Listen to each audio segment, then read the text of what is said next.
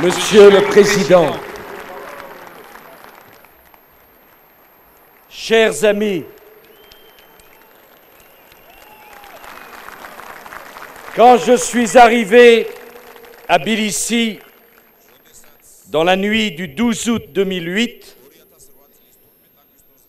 vous étiez des milliers devant votre Parlement pour crier votre colère devant l'outrage qui était fait à votre pays et exprimer votre détermination à sauver votre indépendance. 3 ans ont passé et sur cette place de la liberté, je suis heureux de pouvoir m'adresser à une nation indépendante et à un peuple libre.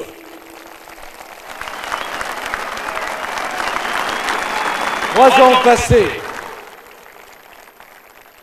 et si les armes se sont tues,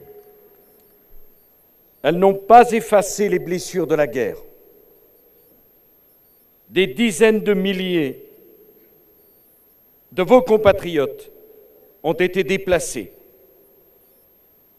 et sont venus grossir les rangs des centaines de milliers qui avaient été chassés de leurs terres par les conflits antérieurs. Des milliers de familles ont été séparées, qui sont depuis empêchées de se retrouver, de se parler, de s'embrasser, par l'érection d'un mur invisible au sein d'une même nation. Une partie de votre territoire vous a été enlevée. Cette souffrance reste vive comme un membre amputé dont on ressent toujours la présence. Contre toute logique stratégique et à rebours des engagements pris, d'importantes forces militaires restent stationnées à vos portes de l'autre côté des lignes de séparation. Alors, chers amis géorgiens, ces 3 ans qui ont passé n'ont rien enlevé à l'engagement de la France à vos côtés. Rien. La France a été la première à déployer ses gendarmes le long des lignes de séparation,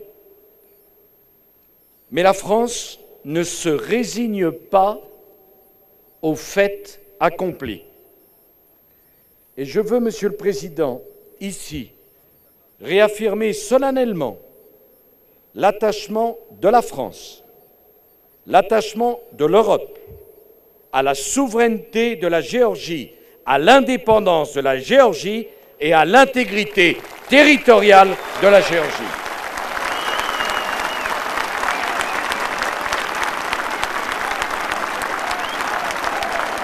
Je veux réitérer ici mon engagement à veiller à l'application des accords conclus, car les accords conclus engagent les pays qui y ont souscrit, engagent, Monsieur le Président, leur parole et leur honneur.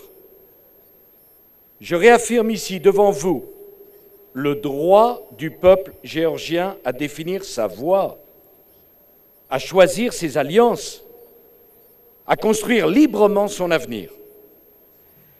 Chers amis, nous avons pu arrêter la guerre dans l'urgence. Mais arrêter la guerre dans l'urgence, ce n'est pas construire la paix véritable. Plus que toute autre nation, la France mesure le déchirement que représente pour vous la division forcée de votre pays. Plus que tout autre pays, la France ressent la douleur de tous ces déplacés, ces expulsés, ces arrachés de leurs terres. Et si la France en a une conscience aussi aiguë, c'est parce que l'histoire a infligé à la France les mêmes souffrances et les mêmes injustices. Mais comme je le disais ce matin en Arménie, aucun pays plus que la France ne sait qu'il naît de fractures si graves qui ne puissent être résorbées. C'est le choix de la volonté qu'ont fait la France et l'Allemagne après 1945, après 3 conflits ravageurs. C'est sur les décombres du pire conflit que l'humanité ait connu que Charles de Gaulle et Konrad Adenauer ont engagé leur peuple sur la voie de la réconciliation. Et aujourd'hui, l'Europe dont parlait le président Saakashvili, c'est l'Europe de la France et de l'Allemagne, amis et réconciliés.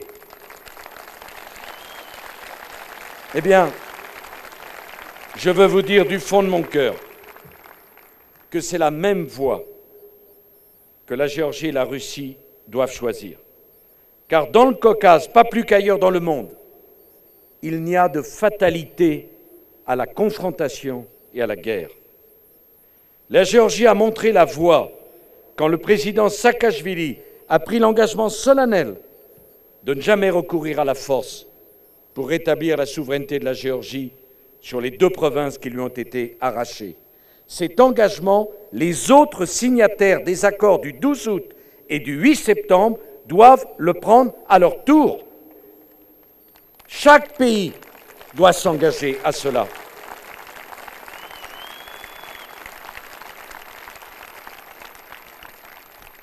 Je demande que les observateurs européens puissent se rendre en Abkhazie et en Ossétie du Sud pour s'assurer que le droit des populations y sont scrupuleusement respectés.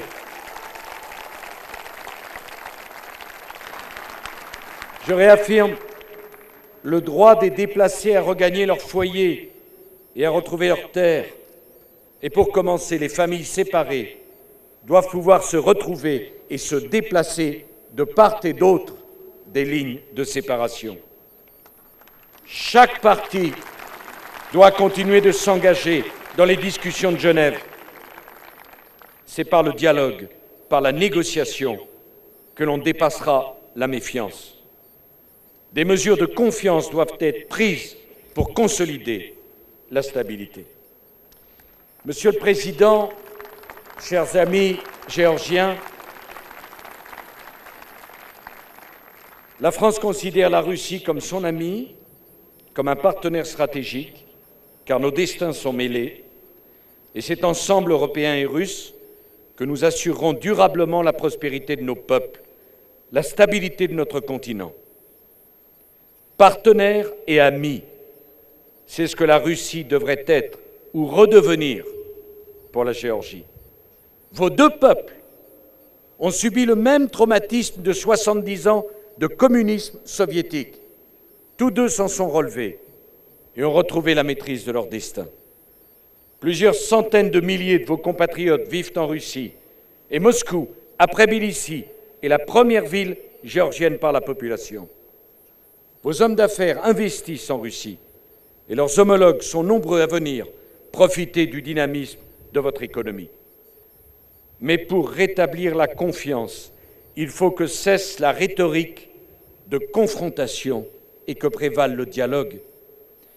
Pour rétablir la confiance, il faut que cessent les intimidations, les menaces et les tentatives de déstabilisation qui sont proprement inacceptables.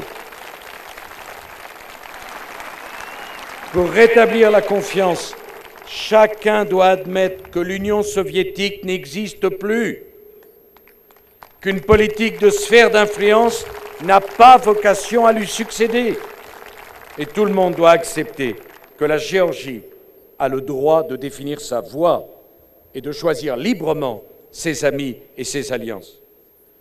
La Géorgie doit être libre d'exprimer son aspiration à rejoindre l'OTAN si son peuple le souhaite. Monsieur le Président, la Géorgie doit être libre d'exprimer son aspiration à se rapprocher de l'Union européenne et un jour à la rejoindre. Cette aspiration est une chance pour la Géorgie, car elle est un catalyseur de toutes les réformes entreprises. Au lendemain de cette révolution des roses qui a suscité tant d'enthousiasme en France, la société géorgienne était divisée, votre économie exténuée, et tout le pays était en proie au doute. Il existe encore bien des défis, mais que de chemin parcouru depuis lors. La distribution du gaz, de l'eau, de l'électricité a été rétablie. Vos routes ont été refaites. Les infrastructures ont été développées. La sécurité a été restaurée et vos commissariats sont désormais transparents, à l'image de votre police, autrefois parmi les plus corrompus du monde, qui est aujourd'hui plébiscitée par la population géorgienne unanime. La richesse de votre pays a été multipliée par 10 depuis 2004. La Géorgie est aujourd'hui un pays attractif et ce n'est pas un hasard si les investissements étrangers y affluent. Cette stratégie de réforme et d'ouverture est votre meilleure chance pour convaincre demain Abkhazes et Sud-Ossètes que leur avenir est aux côtés de leurs compatriotes géorgiens dans un pays ouvert plutôt qu'à l'intérieur de pseudo-États isolés et vassalisés. La poursuite de votre stratégie de réforme est aussi votre meilleur atout pour convaincre l'Union européenne que la Géorgie est européenne. Et pour le président de la France que je suis, la Géorgie est européenne par sa culture, par ses choix de développement et par ses valeurs. Ce rapprochement avec l'Union européenne dépend de vos réformes et de l'approfondissement de votre démocratie. Pour ce qui me concerne, quand je suis à Tbilissi, je me sens en Europe et pas ailleurs.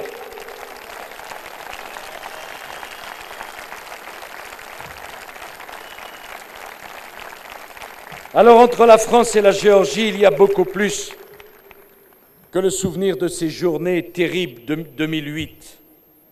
Il y a 90 ans, après 3 années d'indépendance, alors que votre pays s'était doté d'une constitution démocratique qui reconnaissait aux femmes le droit de vote, c'est en France que votre jeune gouvernement trouvait refuge, contraint à l'exil par le déferlement des armées bolcheviques. C'est en France qu'il continua au cours des décennies à entretenir la flamme de l'identité géorgienne. Et c'est en terre de France, à Leuville-sur-Orge, que reposent nombre de ces grands Géorgiens qui, comme Noé Jordania ou Noé Ramichvili, avaient rêvé d'une Géorgie libre que vous incarnez aujourd'hui. Je soutiens pleinement le projet d'installer un centre culturel géorgien dans ce village français devenu pour tous les Géorgiens un lieu de mémoire. Entre la Géorgie et la France, c'est également sur les champs de bataille que les liens de sang ont été noués. Vétéran de la bataille de Keren, de la campagne de Syrie, le Géorgien Dimitri Amilcavri est mort pour la France en héros lors de la campagne de Libye. Il reste aujourd'hui une figure légendaire de la Légion étrangère. Aujourd'hui encore, nos soldats sont côte à côte en Afghanistan. Alors, sous l'impulsion du président Saakashvili, la Géorgie a fait le pari audacieux, insensé, disaient même certains alors, d'installer au cœur d'une région pétrifiée par des décennies de communisme une vraie démocratie et une économie de marché. Ce pari, la France est fière d'y avoir cru et de l'avoir soutenu. Nos entreprises vous aideront. Et demain, nous serons encore à vos côtés pour développer votre pays.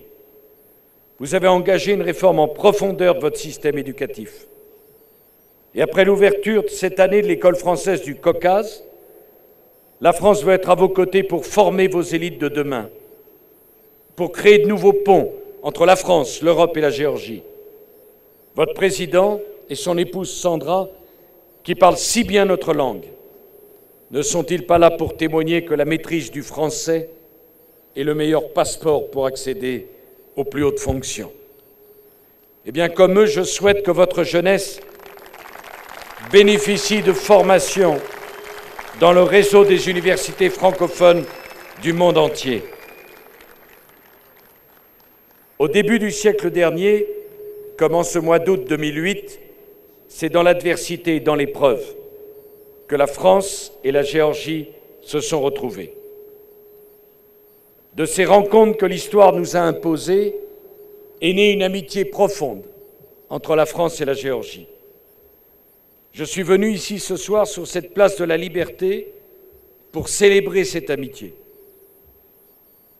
La France sera à vos côtés pour assurer votre indépendance et pour vous rapprocher de l'Europe. La France n'est pas un ami d'un jour, elle est un ami pour toujours. Je suis venu vous assurer que la France, c'est l'ami fidèle sur laquelle la Géorgie peut compter. Vive la Géorgie, vive la France et vive l'amitié entre nos deux peuples.